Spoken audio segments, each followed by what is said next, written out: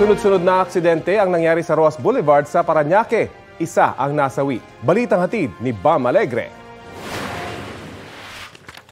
Nayupi ang harapan ng pickup van na ito matapos sumalpok sa likuran ng isang nakaparadang truck sa northbound lane ng Roas Boulevard sa Baclaran, pasado alas 2 na madaling araw. Isinugod sa ospital ang nagmamaneho ng van na duguan at nagtamo ng serious injuries matapos maipit sa manibela. Nakaupo rin sa harapan ng ina ng driver na si Nora Ringais. May ilan siyang galos at pasa. Ang lakas kami nabangga.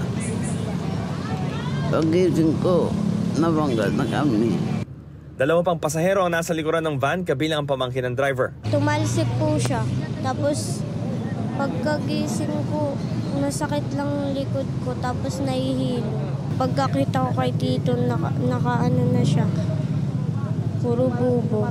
Pero hindi pinalad ang isa pang babaeng pasahero sa likuran. Dead on arrival sa ospital si Marites Lopez na nakisabay lang sa mga kapitbahay niya para mamilisan na sa Divisoria. Ang truck na nabangga ng van nakaparada sa bahagi ng Roas Boulevard dahil na-aksidente rin ito isang oras lang ang nakalipas. Nakasagi raw ang truck ng isang motorcycle rider na nagtamo ng mga galos matapos sumemplang. Una po kasi may nakasanggian na po yung truck namin na motor, tapos dito kami huminto kasi dapat papunta na sana yung driver ko sa traffic bureau. Hindi pa na-clear ang kalsada ng mga na-aksidenteng sasakyan. Panibagong disgrasya ang nangyari. Hindi kalayuan sa lugar. Isang truck din ang nakasagi sa isang taxi na may 2 pasahero. Naipit ang isang passenger door ng taxi. Ligtas naman ang driver ng taxi at 2 pasaherong babae. Naano sa kanya eh. Yun, naano sa gilid. Patuloy ang investigasyon sa magkakasunod na aksidente sa bahagi ito ng Roas Boulevard sa Parañaque. Bam Alegre, nagbabalita para sa GMA Integrated News. Traffic update naman tayo dyan sa Roas Boulevard EDSA flyover. Ang nakikita nyo po ay northbound lane na papuntang Maynila.